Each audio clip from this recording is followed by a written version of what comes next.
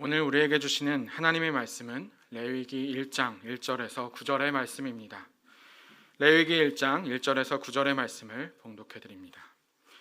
여호와께서 회막에서 모세를 부르시고 그에게 말씀하여 이르시되 이스라엘 자손에게 말하여 이르라.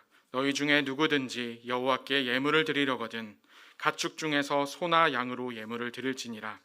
그 예물이 소의 번제이면 흠없는 수컷으로 회막문에서 여호와 앞에 기쁘게 받으시도록 드릴지니라. 그는 번제물의 머리에 안수할지니 그를 위하여 기쁘게 받으심이 되어 그를 위하여 속죄가 될 것이라. 그는 여호와 앞에서 그 숫송아지를 잡을 것이요 아론의 자손 제사장들은 그 피를 가져다가 회막문 앞 제단 사방에 뿌릴 것이며 그는 또 그 번제물의 가죽을 벗기고 각을 뜰 것이요 제사장 아론의 자손들은 제단 위에 불을 붙이고 불 위에 나무를 버려놓고 아론의 자손 제사장들은 그 뜬 각과 머리와 기름을 제단 위에 불 위에 있는 나무에 버려놓을 것이며 그 내장과 정강이를 물로 씻을 것이요 제사장은 그 전부를 제단 위에서 불살라 번제를 드릴지니 이는 화제라. 여호와께 향기로운 냄새니라. 아멘.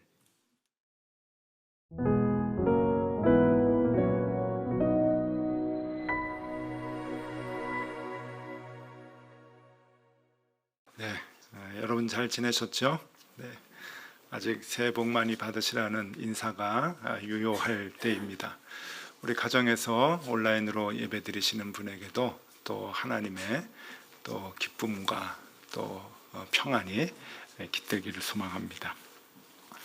지난주에는 우리 올해의 주제인 향기가 무엇인가, 그리스도의 향기에 대한 생각을 함께 해봤습니다.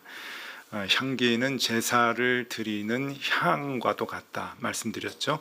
그냥 향수를 뿌려서 좋은 냄새를 풍기는 것이 아니라 제사 드릴 때 나는 그런 그 향과도 같고, 이것이 풍겨져 나갈 때 악을 물리치는 선언적 역할을 한다 말씀드렸습니다. 그래서 우리가 그리스도의 향기로 살아갈 때 내 안에 있는 악의 근원을 제어해야 되고, 우리가 가는 곳마다 있는 그 악의 뿌리들을 우리가 죽이고 그리고 끊어내야 한다라고 하는 말씀을 우리가 함께 생각했습니다.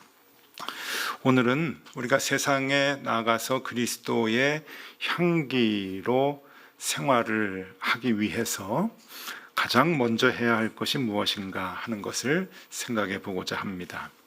그것은 먼저 우리가 하나님 앞에서 하나님이 기뻐하시는 향기가 되어야 한다는 것입니다. 하나님이 기뻐하시는 향기가 될 때 비로소 우리는 그리스도의 향기로 세상에서 그 역할을 감당할 수 있겠다라고 하는 것입니다. 그래서 오늘은 짧은 시간이지만 하나님께서 기뻐하시는 향기가 되기 위해서 우리는 어떠한 자세를 가져야 하는가 하는 것에 대한 생각을 해보려고 합니다. 이 세상에 있는 모든 종교들, 특별히 고등 종교, 또 뭐 하등 종교 할 것 없이 다 나름대로 제사의 의식을 갖고 있습니다. 그것을 우리는 제의라고 얘기를 하죠. 그 제사의 의식들을 가만히 살펴보면 대체로 되게 복잡하고 또 많은 정성을 요구합니다. 그 어떤 종교도 그냥 대충대충 제의를 지내는 그 종교는 없는 것 같습니다. 우리 주변에 있는 종교 가운데 여러분 이슬람 종교를 한번 좀 보시면 이 사진 한번 보세요. 저게 그 무슬림들이 하루 5번씩 기도를 메카를 향해서 기도하는 모습인데, 우리의 신앙생활과 조금 비교해서 보시면 꽤 이제 마음에 찔리는 부분들이 있습니다. 무슬림은 하루에 5번 정말 정확하게 기도를 합니다. 새벽 5시, 그리고 오후 1시, 3시, 그리고 6시, 7시, 그렇게 이제 5번 이제 기도를 하는데, 저렇게 모여서 기도를 하기도 하지만 저 오른쪽 사진은 이제 공항 터미널입니다. 비행기 공항 터미널에서도 시간이 되면 각자 개인 그 양탄자 그 카페트를 다 가지고 다니거든요. 깔아놓고 이제 기도를 합니다. 저는 그 열매 나눔 재단 그 일을 하기 위해서 아프리카를 자주 다녔는데, 아프리카를 갈 때는 대개 중동 지역의 항공편을 이용을 합니다. 뭐 카타르 항공이든지 에미레이트든지 아랍에미레이트든지 저 항공을 이용을 하면은 대개 뭐 두바이를 거치거나 또 뭐 카타르를 거치거나 이제 그래서 이제 아프리카로 들어가게 되는데, 그러면 중동 사람들이 많이 탑니다. 근데 그들은 시간을 정말 맞춰서 비행기 안에서도 그 화장실 앞에 조그만한 공간에다가 카페트를 깔고 메카를 향해서 기도를 합니다. 그래서 이제 저는 보면서 이제 마음이 굉장히 많이 이제 찔리죠. 그 중동의 그 비행기들을 타면은 비행기 앞에 그 모니터들이 있지 않습니까? 우리가 영화 보는 모니터가 있는데, 중동 비행기들은 그 모니터에 항상 무슨 채널이 있는가 하면은 메카를 향해서 지금 어느 방향으로 우리가 있어야 되는가, 메카 방향이 나옵니다. 그럼 기도할 때 그 방향으로 이제 기도를 하고 그러죠. 그래서 참 대단하다. 이 해외 여행을 다니면은 이제 시차를 잘 모릅니다. 특별히 하늘 위에서 비행기에 있으면은 시간이 어떻게 되는지 그 시차가 다 틀리기 때문에, 그래서 이슬람 종교를 믿는 사람들은 핸드폰 앱에 내가 지금 있는 곳 좌표를 찍으면 기도할 시간이 언젠지가 나오는 앱이 있습니다. 그런 걸 가지고 다니면서 하늘 위에서도 비행기를 타면서도 기도할 시간을 철저히 이제 지키게 하죠. 그런 거 보면은 우리가 하나님 앞에 기도 시간을 저렇게 철저히 지킬 수 있을까 좀 부끄럽기도 합니다. 이게 이제 남의 나라 얘기가 아니라 우리나라도 한번 좀 사진을 보여드리면, 여러분 이 사진 보면 좀 깝깝하신 분이 좀 계실 거예요. 제사 때문에 많이 힘드신 분들을 보면은 그냥 사진만 봐도 마음이 참 답답하다 그렇게 생각하실 텐데, 유교의 제사 준비를 할 때 여러분 뭐 학교에서도 다 배우죠. 저게 홍동백서, 어동육서, 조유리시 뭐 이런 것이 다 배우면서 이 다섯열을 어떻게 해야 되느냐, 왼쪽 동쪽과 서쪽을 어떻게 해야 되느냐, 이런 거 다 철저하게 지키는데, 이렇게 복잡하고 많은 정성들을 이제 요구를 합니다. 무당이 구슬할 때도 준비하는데 그 법칙이 있고 정성이 있고, 또 불공을 드릴 때도 불교에서 그 많은 형식들이 아주 복잡합니다. 저는 직업병인지 몰라도 목사여서 그런지 이런 것들을 보면은 오늘날 우리가 예배를 대하는 자세하고 많이 비교가 돼서 참 마음이 좀 씁쓸하기도 하고 아프기도 하고 좀 그렇습니다. 지난 3년간 이제 코로나 때문에 우리가 온라인 예배에 익숙해졌는데, 여러분 온라인 예배 많이 들으셨잖아요. 그럴 때 여러분 복장이 혹 어떠셨습니까? 파자마 입고 들으시진 않았나요? 자세는 어떠셨나요? 침대에 누워서 이불 속에서 혹 들이시지는 않으셨는지. 우리의 예배와 이들의 이 제의와 이런 것들이 참 사뭇 이렇게 다르다고 한다고 하면은 우리가 참 너무 부끄러운 거 아닌가 하는 생각을 하게 되는 것이죠. 그러면 우리는 원래부터 이렇게 예배에 좀 소홀했나? 그냥 쉽게 예배를 드렸나? 아무나 예배를 드릴 수 있도록 문턱이 좀 낮았나? 그렇게 생각할 수가 있는데 그렇지 않습니다. 예전부터 하나님은 우리에게 남다른 정성과 그리고 남다른 마음을 요구하셨습니다. 그래서 우리 하나님을 섬기는 사람들은 구약이든지 신약이든지 옛날부터 무던히도 하나님을 예배하고 제사할 때 애를 써왔던 것이 사실입니다. 그것이 레위기에 보면 아주 정확하게 나와 있는데, 레위기는 1장부터 27장까지 제사에 관한 이제 그 모든 하나님의 요구들을 정리해 놓은 책입니다. 성경이죠. 하나님께서 제정하신 그 제사들이 굉장히 복잡하고 또 반복이 되니까 레위기만 읽으면 좀 졸립니다. 그래서 연초에 성경을 일독해야 되겠다 마음을 먹고 읽다 보면은 창세기 출애굽기까지는 재밌어서 잘 가다가 레위기에서 스톱이 되죠.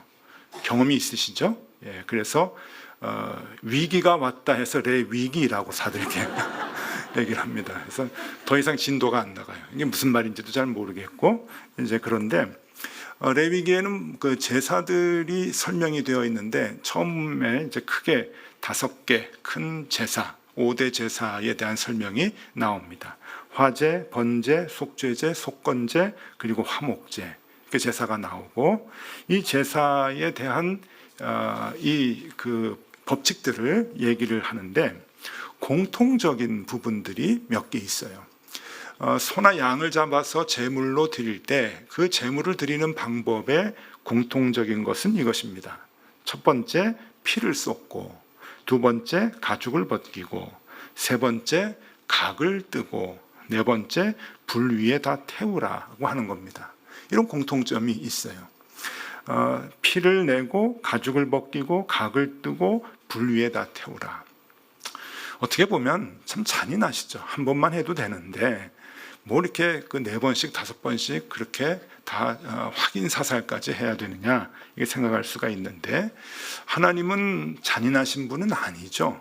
하나님이 잔인하신 분이 아니고 사랑의 하나님이라고 하는 대전제를 갖고 우리가 하나님께 접근한다고 한다면, 이것은 하나님의 잔인성이 아니라 우리에게 무언가 가르치시고자 하는 하나님의 교훈이라고 하는 것을 알 수가 있습니다. 자, 오늘 레위기 1장 9절 제가 다시 한번 읽어드리면, 그 내장과 정강이를 물로 씻을 것이요, 제사장은 그 전부를 제단 위에서 불살라 번제로 드릴지니 이는 화제라, 여호와께 향기로운 냄새니라. 하나님이 받으시는 향기로운 냄새다라고 하는 이 문장, 여호와께 향기로운 냄새다라고 하는 이 문장이 여러분 레위기에 17번 나옵니다. 17번 반복해서 나오는 거예요. 그러니까 제사를 설명할 때마다 이렇게 하면 하나님께서 받으시는 향기로운 냄새가 된다라고 얘기를 하는데, 이 레위기 1장 9절에서 보면은 불살르라고 이제 나오죠. 마지막에 불살르라. 이 불살르라고 하는 이 단어는 이 완전히 소각시켜서 다 없애버려라라고 하는 개념의 단어가 아닙니다. 이 불살르라고 하는 것은 골고루 태워라라고 하는 단어예요. 골고루 태우되 연기를 많이 내는 것을 말합니다. 옛날에는 이 연기가 하늘로 올라가면 그것이 하나님께 드려지는 것이라고 하는 시각적 생각을 했던 것 같습니다. 그래서 이 불살라서 연기를 하나님께 드리면 그것이 올려드리는 것이고, 그럴 때 이제 하나님이 받으신다라고 생각을 했던 것 같습니다. 향기로운 냄새라고 할 때 이 향기로운이라고 하는 단어도 흥미롭습니다. 우리는 향기로운이라고 번역을 했는데 히브리어 원어를 보면은 이게 안식의, 편안한, 이런 뜻입니다. 그러니까 이게 어떤 말이냐면은, 제대로 번역을 이제 온전하게 하면은, 불살라서 여호와께 드리면 여호와께서 안식하실 것이다, 여호와께서 편안해지실 것이다, 그런 뜻입니다. 그러니까 이렇게 해석할 수가 있어요. 우리가 죄인입니다. 하나님께로부터 벌을 받아야 되는데 이 죽을 죄를 지어서 하나님께 용서해 달라고 제사를 드리지 않습니까? 그래서 제사를 하나님이 기뻐하실 만한 그 제사를 잘 올려드리면 하나님이 그것을 받으시고 진노해가지고 우리를 책망하시려고 하다가 안식하신다는 거예요. 하나님이 비로소 편안한 마음을 가지시게 된다라고 하는 의미의 향기로운 냄새라고 하는 겁니다. 그러니까 하나님께로부터 진노를 받고 징계를 받아야 하는데 하나님이 우리의 제사를 받으시고 좋으셔서 그 마음을 풀어놓으시는 것. 하나님이 안식하고 하나님이 그 분노한 답답한 마음을 딱 놓으시고 편안한 마음으로 하나님이 변하시는 것. 그런 의미에서 향기로운 냄새다라고 이렇게 번역을 하고 있습니다. 그러니까 이 제사를 하나님이 기뻐하시도록 드리는 것은 중요한 거죠. 우리가 사는 거니까, 우리가 책망받지 않고 우리가 다시금 용서받고 사는 거기 때문에 어떻게 하든지 하나님이 기뻐하시는 제사를 우리가 올려드려야 하는데, 그러면 하나님이 기뻐하시는 향기로운 제사가 되기 위해서 어떻게 해야 되는가, 조금 더 자세하게 좀 들여다보도록 하겠습니다. 창세기 4장에 보면은 사람들, 인류의 첫 제사가 나옵니다. 우리가 잘 아는 가인과 아벨의 제사가 나오죠. 그런데 하나님이 형 가인의 제사는 받지 않고 동생 아벨의 제사를 받으셨다고 나옵니다. 창세기 4장 3절에서 5절까지 말씀입니다. 세월이 지난 후에 가인은 땅의 소산으로 제물을 삼아 여호와께 드렸고 아벨은 자기도 양의 첫 새끼와 그 기름으로 드렸더니 여호와께서 아벨과 그의 제물은 받으셨으나 가인과 그의 제물은 받지 아니하신지라. 가인이 몹시 분하여 안색이 변하니. 그 뒤에 스토리는 아시죠? 가인이 동생 아벨을 쳐 죽입니다. 분노해서. 자, 이 제사 때문에 이런 엄청난 일들이 벌어지게 되는데 문제는 하나님이 형 가인의 제사는 받지 않았습니다. 왜 그랬을까요? 하나님이 채식보다 육식을 더 좋아하실까요? 땅의 소산, 그런 건 필요 없다. 양 새끼가 난 더 좋다. 양고기가 좋아. 그래서 하나님이 그걸 받으셨을까? 그런 것 같지 않습니다. 정성 차이일까요? 아닙니다. 정성으로 보자면 농사를 지어서 소출을 바치는 게 훨씬 더 정성이 많이 들어간다고 볼 수 있습니다. 제가 서울에서 목회할 땐 잘 몰랐는데 덕소 와서 목회를 하니까 우리 교우들이 이제 텃밭도 집에 좀 많이 있으시고 또 주말 농장도 많이 하셔서 봄 되면 이제 농사를 많이 지으십니다. 그래서 봄, 여름, 가을까지 수확한 것을 저에게 목사라고 또 많이 주셔요. 근데 보면은 농사 짓는 것이 이렇게 만만치 않은 것 같습니다. 농사 조금이라도 집에서 채소라도 좀 키워보신 분들은 아실 텐데 쉽지 않습니다. 그래서 처음에 재미있어서 이 키우시던 분도 몇 해 지나면 이게 다 때려치우고 이제 힘들다 그러고 그러시는 분이 있어요. 에이, 시장에서 사 먹지 뭐 그러면서. 그만큼 농사 짓는 것이 쉽지가 않습니다. 1년 내내 기다리고 정성을 다해서 키웠다가 거기에 소출을 하나님께 드린다? 그것만큼 더 큰 정성이 어디 있겠습니까? 양을 키우는데 그 양들이 이제 크다가 새끼를 낳습니다. 그 새끼 중에 한 마리 잡아가지고 하나님께 드리는 것보다 여러분 1년 내내 농사를 지어서 그 소출을 하나님께 드리는 것이 훨씬 더 정성이 들어간다고 볼 수가 있는 거죠. 그런데 왜 하나님은 양을 흠양하시고 새끼 양을 흠양하시고 땅의 소출은 받지 않으셨을까? 여기에 대해서 히브리서는 이렇게 답을 줍니다. 히브리서 11장 4절에 보면요, 믿음으로 아벨은 가인보다 더 나은 제사를 하나님께 드림으로 의로운 자라 하시는 증거를 얻었으니 하나님이 그 예물에 대하여 증언하심이라. 그가 죽었으나 그 믿음으로써 지금도 말하느니라. 여러분 이 말씀을 잘 보면 믿음으로 아벨은 요 문장이 우리를 조금 헷갈리게 만들어요. 우리는 그래서 아벨이 더 믿음이 좋았고 가인은 믿음이 없었다라고 단순히 생각을 합니다. 근데 이게 이제 그 성경을 보면서 우리가 갖는 실수라고 볼 수가 있어요. 근데 믿음 차이는 잘 모릅니다. 우리가 나중에 가인이 아벨을 쳐 죽였기 때문에 믿음 없는 놈 그렇게 생각할 수는 있어도 저 제사를 드리는 그 시점에서 가인과 아벨 중에 누가 믿음이 좋았는지는 하나님만이 아시지 우리는 모르죠. 근데 믿음으로 이 제사를 드렸기 때문에 아벨의 제사를 받았다라고 단정 지을 수는 없는 겁니다.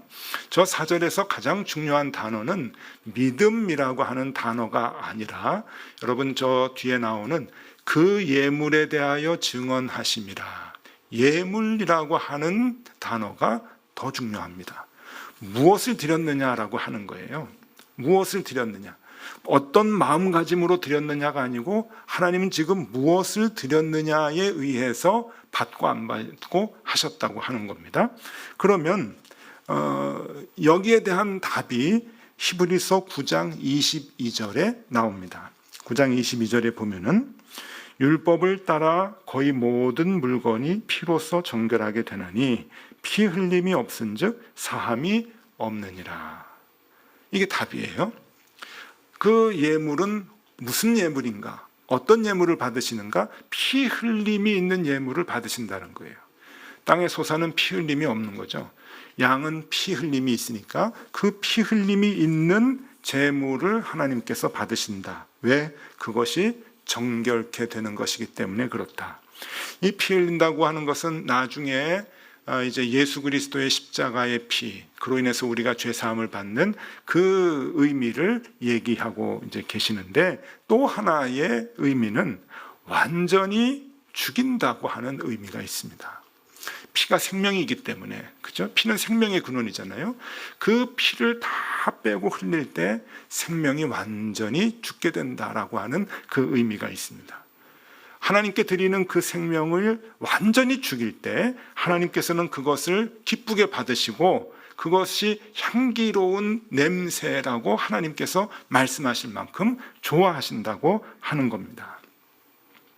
피를 완전히 흘리게 해서 그렇게 그 재물을 생명이 다 없어지게 하는, 완전히 죽이는 그러한 데까지 가야 된다고 하는 겁니다. 생각해 보면 생명이라는 게 참 질긴 것 같습니다. 그래서 생명이 죽은 것 같지만 죽지 않을 때가 참 많이 있어요. 저는 어렸을 때 한동안 닭고기를 먹지 못했습니다. 살다 보니까 성인이 돼서도 닭고기를 못 드시는 분들이 많이 계시는데, 이유를 물어보면 제가 옛날에 닭고기를 먹기 힘들어했던 이유하고 거진 비슷합니다. 닭 잡는 모습을 이제 직접 보신 분들이 트라우마가 있는 거예요. 저 어렸을 때 할아버지가 마당에서 닭을 잡으시는데 그때는 다 집에서 잡았죠.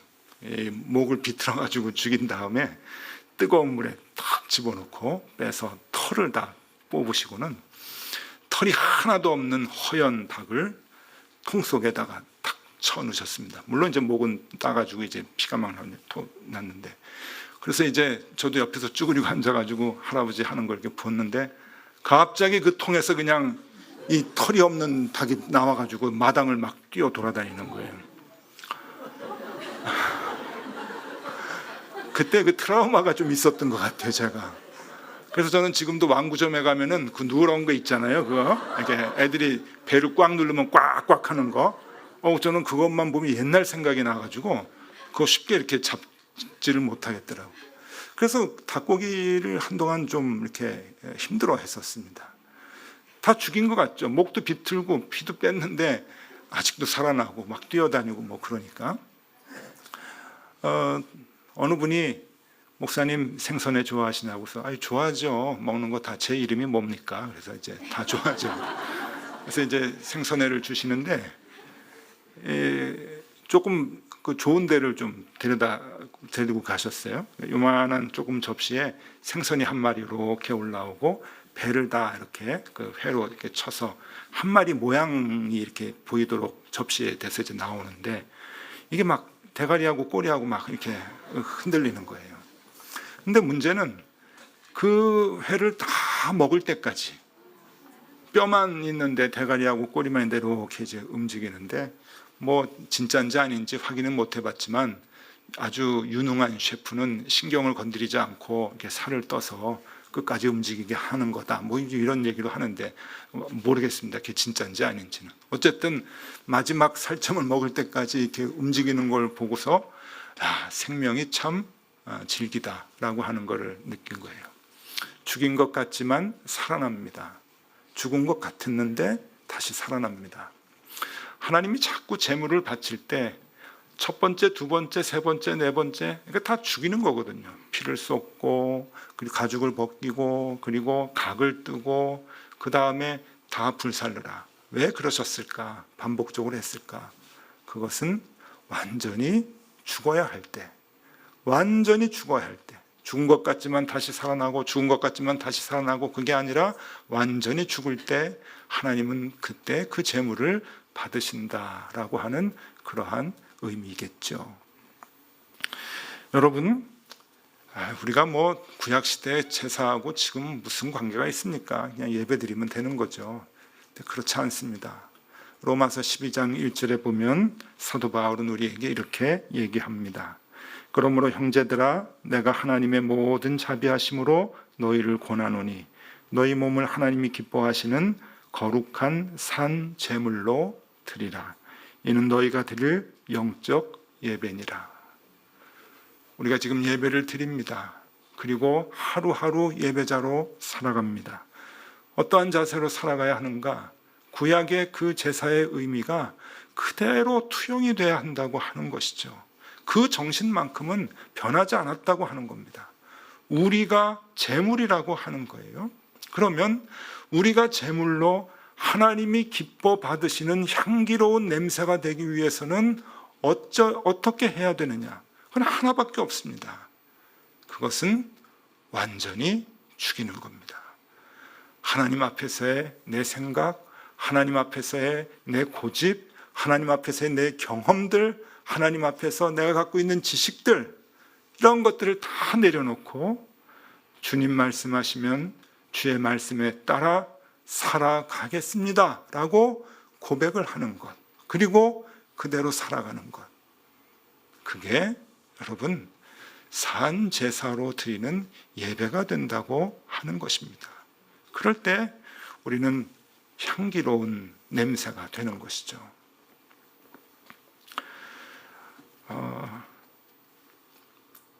목사는 장례를 많이 치릅니다. 직업이 장례사 같은 생각이 듭니다. 저는 일본에서 10년 목회를 했는데 한국과 일본에서 목회하면서 장례를 많이 치렀는데 일본의 장례가 한국하고 비슷한 것 같지만 많이 다릅니다.